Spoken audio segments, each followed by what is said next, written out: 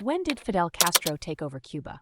Imagine a small island in the Caribbean rich in history and culture, but also a place of significant political upheaval. This is the story of Cuba and one of its most pivotal figures, Fidel Castro. So, when exactly did Fidel Castro take over Cuba?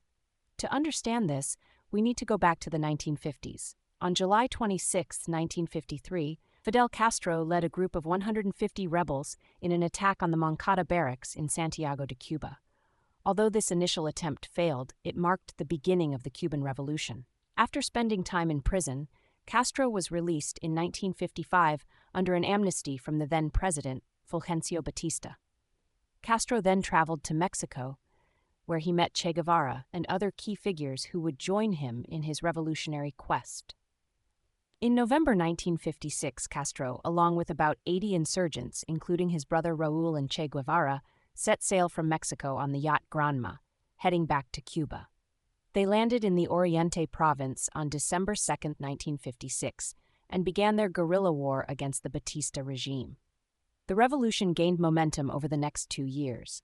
By December 31, 1958, revolutionary forces led by Camilo Cienfuegos had secured key victories, and on January 1, 1959, Batista stepped down and fled the country.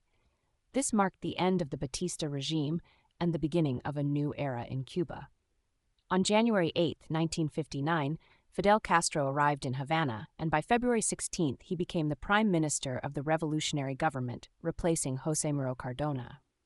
So to answer the question, Fidel Castro effectively took over Cuba in the early days of January 1959, when Batista was driven out and Castro's forces secured control of the country. This marked the start of a new chapter in Cuban history, one that would be shaped significantly by Castro's leadership.